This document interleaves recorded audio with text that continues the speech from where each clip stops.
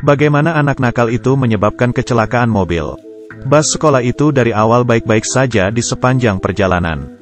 Seorang anak laki-laki tali sepatunya lepas. Temannya berlari menggodanya. Anak itu sudah terbiasa dibully di kelas. Di dalam keributan dan suara tawa teman-teman kelasnya, supir itu memarahi. Anak laki-laki itu berjalan ke depan dengan suara pelan. Supir itu berpura-pura tidak mendengar. Siapa tahu bocah laki-laki itu semakin menjadi. Dia memasukkan uang dengan paksa ke kantong si supir. Dan juga pergi merebut kemudi. Begini sangat bahaya. Demi memberikan pelajaran ke anak nakal, dia membawa anak itu turun. Tetapi di waktu yang bersamaan, supir itu menatap si bocah. Dia menyimpan uang $100 itu. Menggunakan kesabaran dirinya. Tetapi supir yang begitu baik. Murid-murid di dalam bus semuanya bertepuk tangan. Bocah itu pun kembali. Sang supir ingin merokok dulu sebelum pergi. Tetapi di saat itu, kejadian yang menyedihkan terjadi. Sebuah truk kehilangan kendali datang menerjang. Dan menabrak bus sekolah yang berhenti di sebelah tebing. Bagian belakang bus merusak pagar. Supir itu berteriak cemas dari samping bus. Tetapi murid-murid di dalam bus semuanya sudah takut dan panik. Pagar pelindung sudah tidak kuat untuk menahan. Setelah 3 detik, bus itu pun terjatuh.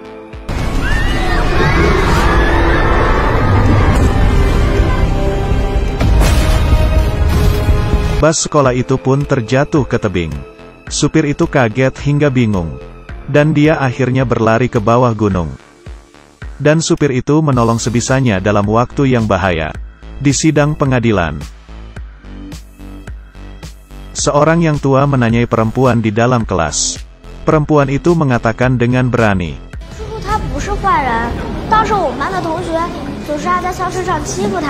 semua orang gempar.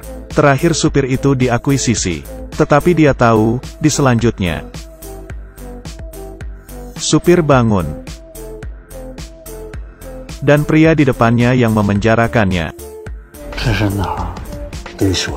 Bus sekolah jatuh ke bawah tebing. Supir di waktu yang berbahaya menolong seorang laki-laki. Dan level ini 3 tahun penuh. Bagaimana dengan supir? Bagaimanapun di luar sana banyak yang menginginkannya mati. Selain itu, sekeluarga ini sebenarnya sangat baik padanya. Setiap malam Sabtu, sama-sama makan malam dengan keluarga. Hanya sedikit tidak nyaman, setiap kali sebelum makan.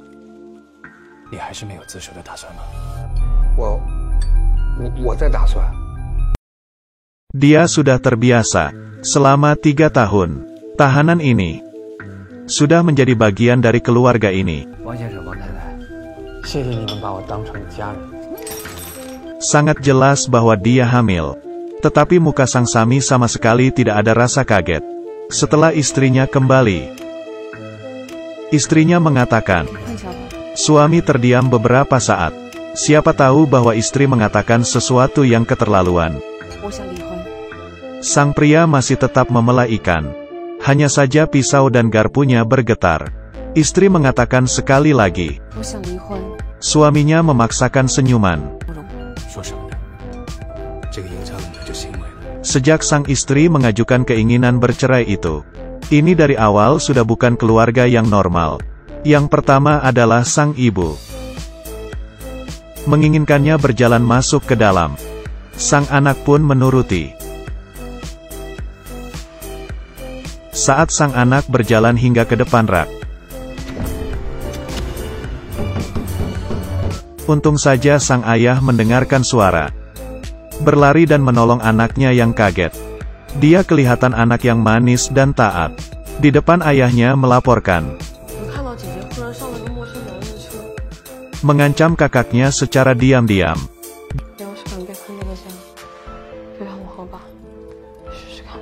Tentu saja, dia sudah membuat serangan balik.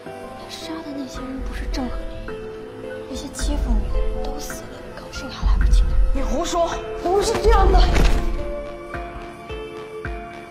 Sang adik mengatakan supir adalah pembunuh. Serangan balik sang kakak. 他杀的那些人不是郑和林一吗？那些欺负你的人都死了，你高兴还来不及呢。你胡说！ Sang adik pun tergelincir ke lantai. Kakak tidak berniat sama sekali untuk menolongnya. Suasana ini, mereka sebenarnya saudara kandung apa bukan? Mau bilang dari sekeluarga ini yang paling tidak normal. Ayah mengatakan di ruang bawah tanah mengurung seorang pembunuh. Sang kakak tidak takut. Sebaliknya, jiwa memberontaknya terbangkit. Sepanjang hari diam-diam pergi melihatnya. Dia memiliki hobi menggambar, menyembunyikannya dari keluarga. Di saat supir melihat gambar laki-laki aneh yang di depannya ini, dia melihat pikiran sang kakak. Untuk menarik perhatian sang supir, ada suatu hari, tiba-tiba mendengar suara minta tolong sang kakak dari lantai atas. Dia mengira akan ada keluarga yang pergi menolongnya. Tetapi suara minta tolong sang kakak semakin besar.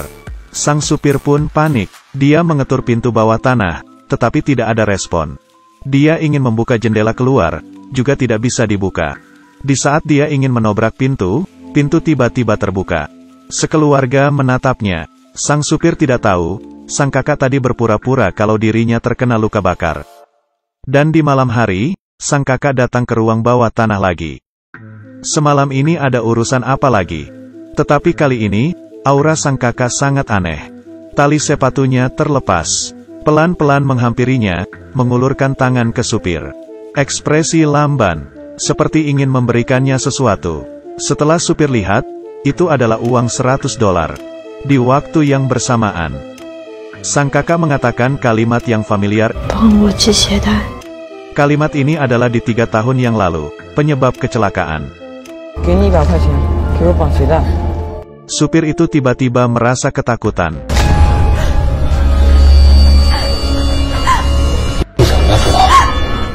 Untung saja sang adik waktu itu muncul, menahan kakak yang sedang gila. Supir yang menyadari petunjuk, menghentikan sang adik. Tetapi dia tidak mengungkapkan, lalu mengembalikan uang ke mereka. Akhirnya di suatu hari, sang kakak pergi mencari supir lagi.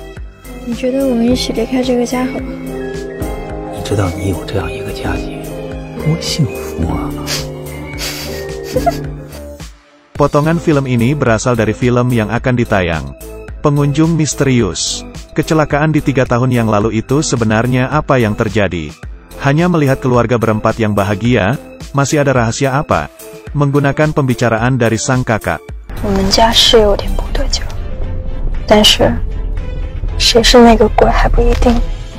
Orang yang dimaksudnya, apakah sang ayah yang ketat, ibu yang lemah lembut, atau adik yang sombong? Dan supir yang dikurung adalah bos besar di balik layar atau puppet yang digerakkan orang lain. Aku sudah melihat abis novel aslinya.